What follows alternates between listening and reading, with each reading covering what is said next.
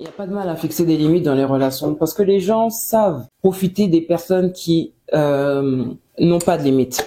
Mais le problème avec ce genre de syndrome, c'est que tu attires que des personnes qui vont profiter de ta gentillesse et qui vont profiter de ton besoin d'être aimé. La peur de l'abandon nous fait accepter les choses qui ne sont pas acceptables, nous font accepter le mépris, devenir une personne qui se conforme à l'autre de sorte à ce que l'autre puisse ne pas avoir de raison de partir. Je m'apprête à faire du poulet pour ce soir et j'étais en train de me dire que je pouvais quand même prendre un petit moment pour te parler rapidement de pourquoi tu es éventuellement une personne qui peut paraître ou qui est désespérée en amour et comment en sortir. Parce que tu vois, être une femme qui est ou qui paraît désespérée en amour, c'est tout ce qu'il y a de plus repoussant.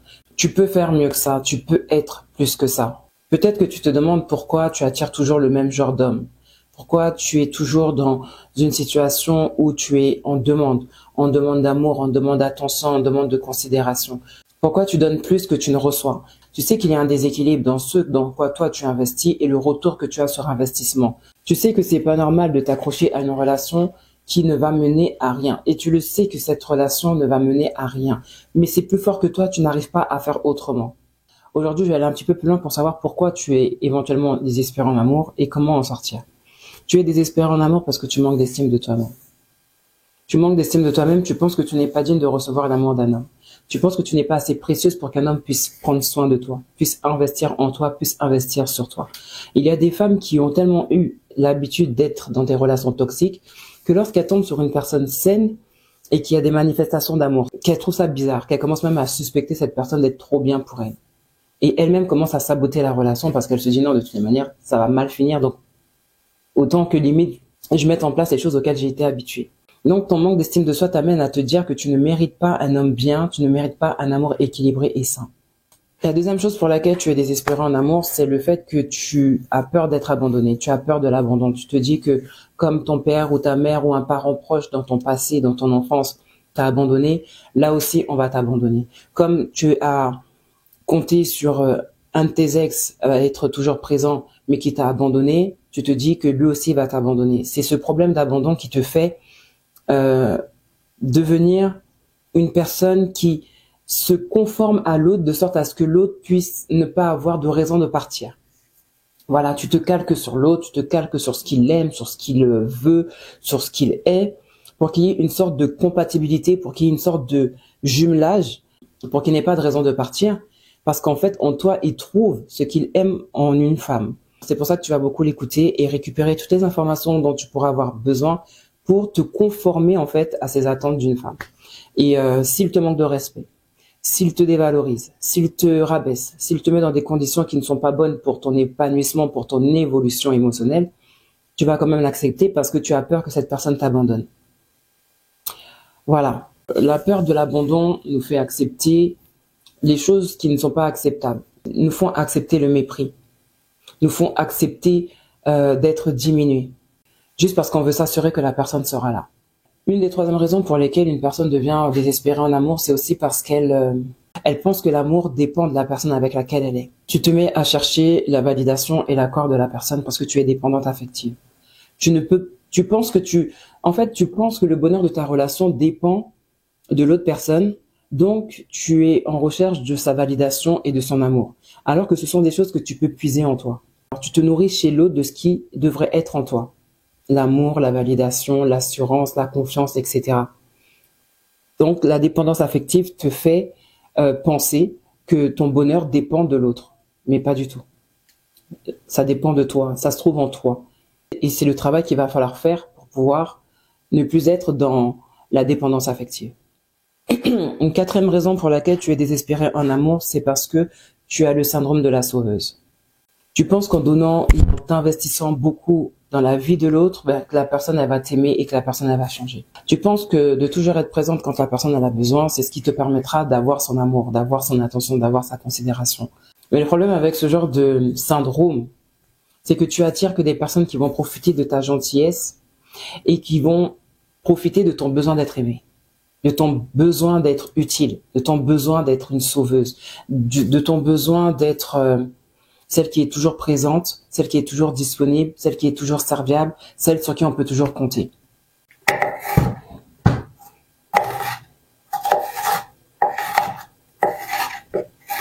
ce qu'il faut faire pour ne plus être une personne désespérée en amour, il va falloir que tu commences à travailler sur toi en te posant les bonnes questions.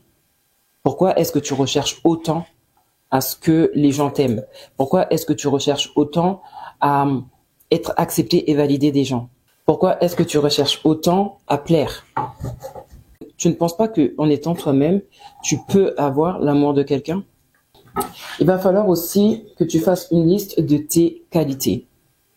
D'accord? Tu fais une liste de tes qualités et tu te demandes ce que ça apporte à la relation. Et aussi, il va falloir que tu travailles sur le changement de dialogue intérieur. Que tu arrêtes de te rabaisser toi-même. D'accord? Que tu arrêtes d'avoir un dialogue intérieur négatif. Que tu arrêtes de te dire que tu ne mérites pas un amour sain, équilibré. Que tu ne mérites pas une personne saine. Que tu es celle qui est préposée aux relations toxiques, aux relations agitées. Non. Tu mérites quelqu'un de bien. D'accord? Tu mérites quelqu'un de bien. Tu mérites que les choses se passent bien pour toi. Ensuite, il faut que tu apprennes à être bien seul. Que tu peux faire des choses sans un homme, sans une présence. Tu vois, que tu peux faire les choses en étant juste avec toi, en appréciant et en comment dire, en savourant ta propre compagnie. Tu peux voyager seul, tu peux faire des activités seul, tu peux aller au cinéma seul, tu peux aller faire du sport seul, tu peux aller au restaurant seul, tu vois, ce que beaucoup de personnes n'arrivent pas à faire. Je discute avec des personnes qui me disent non, moi, aller seul au restaurant ou au cinéma, ça fait un peu la fille qui a pas d'amis. Non, déjà ta meilleure amie c'est toi, et de deux, il y a pas de mal à être seul. Au contraire, ça montre une certaine autonomie. Mais quand tu as tout le temps besoin que quelqu'un soit avec toi, c'est une dépendance et non, tu peux être seul, apprécier ta propre compagnie. Voilà. Donc voilà, il faut que tu apprennes aussi à fixer des limites. Il n'y a pas de mal à fixer des limites dans les relations parce que les gens savent profiter des personnes qui n'ont pas de limites. Et le fait de ne pas avoir de limites, ça va plus servir aux autres qu'à toi-même. Donc, il faut que tu saches refuser les comportements toxiques. Il faut que tu saches dire quand ça ne va pas, quand ça ne te convient pas, plutôt que de faire les choses pour plaire, pour satisfaire, pour être validé, pour ne pas frustrer, pour ne pas énerver.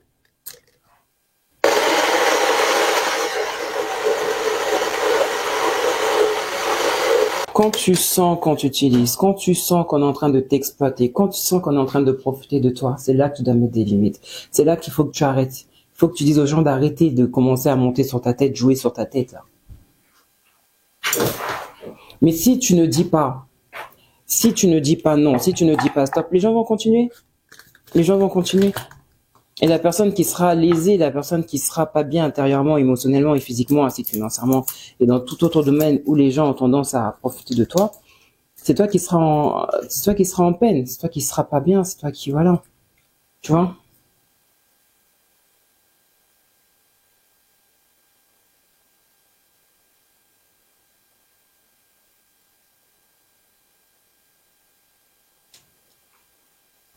Et quand tu sens qu'une personne ne te respecte pas, même dans sa manière de parler, sa manière d'être avec toi, son attitude, tu mets un stop.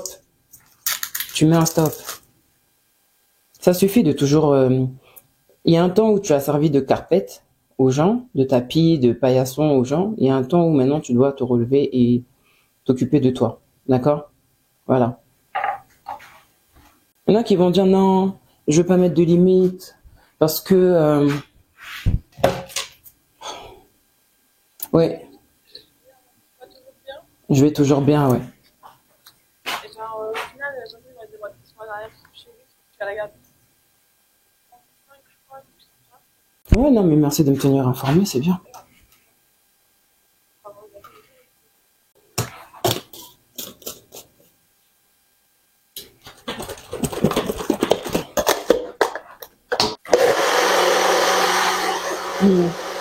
Bon, bah, à tout à l'heure, alors. Le téléphone, il est sur silence, elle a de la chance que je l'ai vu. Hein. Et il y a des personnes qui se disent, non, mais mettre des limites, c'est méchant, c'est frustrant pour l'autre. Non. Non, on cherche le bien-être de soi déjà, d'accord? Parce qu'il y a des personnes qui n'en ont rien à faire de ton bien-être. Il y a des personnes qui veulent juste pouvoir se faire plaisir dans ta vie, sur ta tête. Donc, non. Mettre des barrières, c'est une manifestation d'amour envers toi, c'est un geste d'amour envers toi. D'accord? Si les gens n'en ont pas envers toi, si les gens ne respectent pas tes limites, il y a un problème.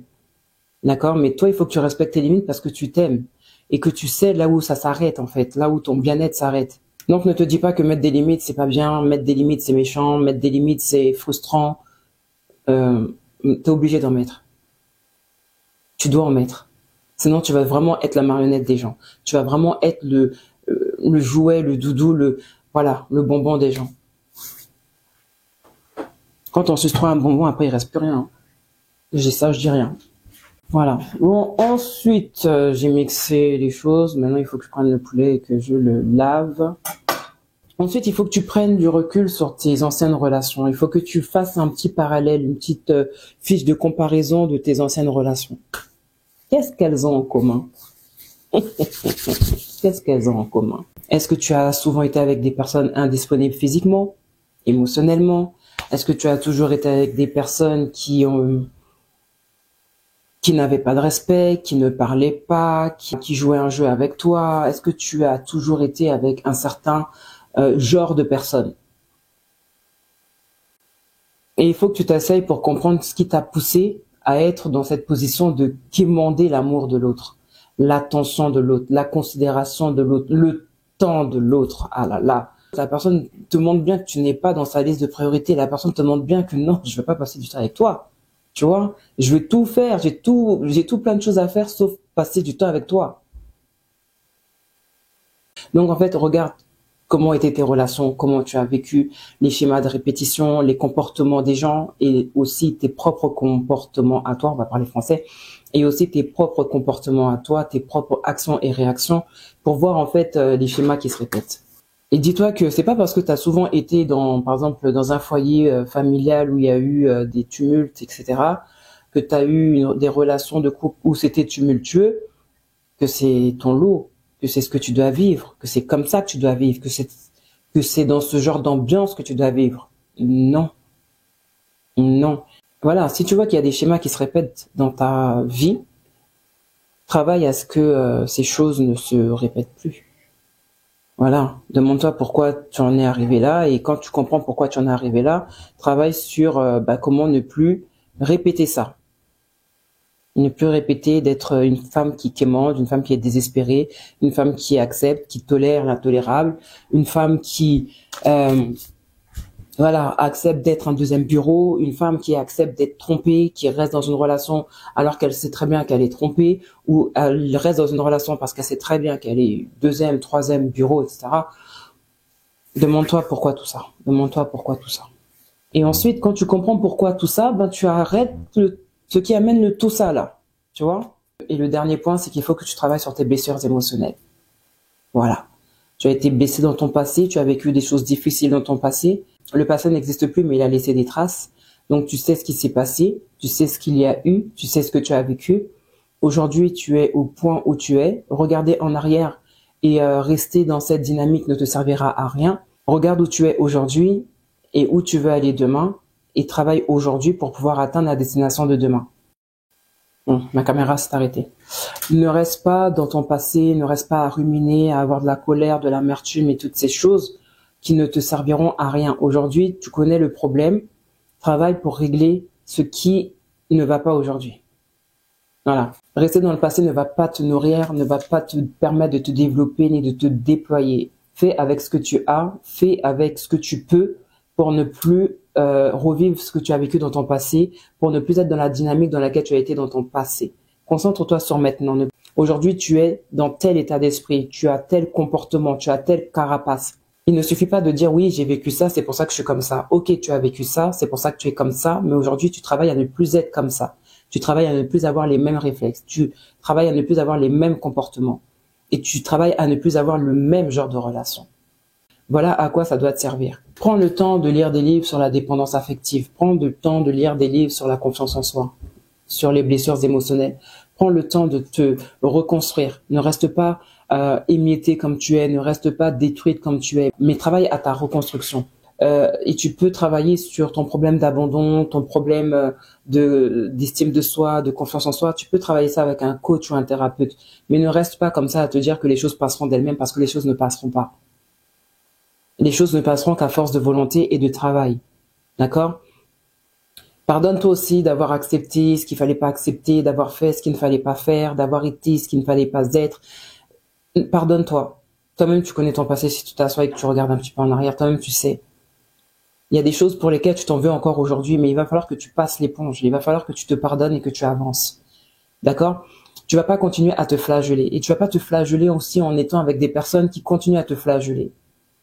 Pardonne-toi et avance. Pardonne-toi et fais les choses différemment. C'est très important pour toi, c'est très important pour ta suite et c'est très important aussi pour tes futures relations. Ne sois plus une personne désespérée, mais sois une personne qui connaît sa valeur. Sois une personne qui sait ce qu'elle vaut. Avec tes qualités, tu sais ce que tu peux apporter à une relation. Avec la confiance en toi, tu sais de quoi tu es capable. Avec une bonne estime de toi-même, tu sais ce que tu mérites. Tu vois? Donc ne laisse pas les gens, ne laisse pas le passé, ne laisse pas X, Y t'empêcher de vivre pleinement ce que tu dois vivre aujourd'hui. Ne sois pas désespéré. Quand une personne te montre qu'elle n'est pas disponible pour toi, ne sois pas disponible pour elle. Ne sois pas désespéré. Quand une personne te montre que tu n'es pas dans sa liste de priorités, qu'elle ne soit pas dans la tienne non plus.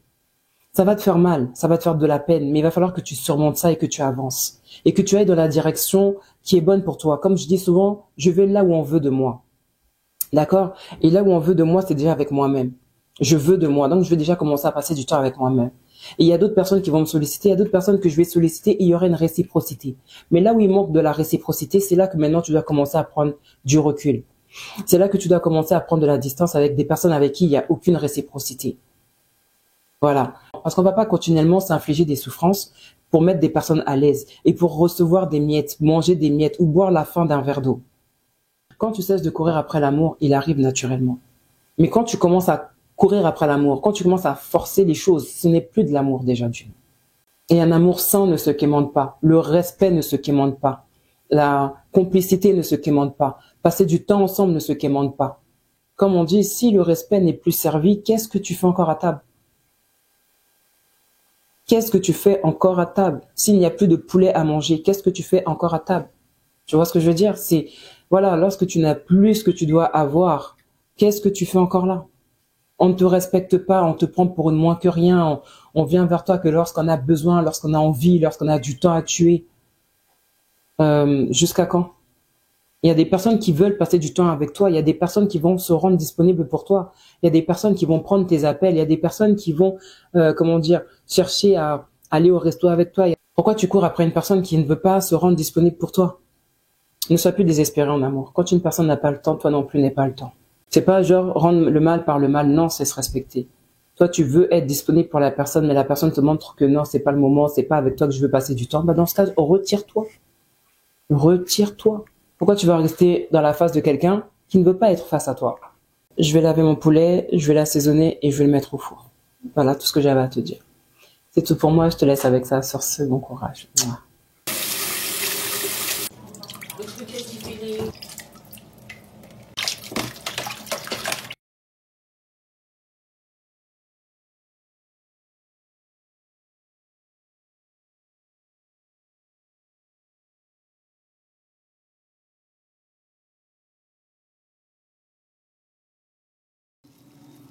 Bon, je l'ai un peu oublié, hein. Et bon, voilà.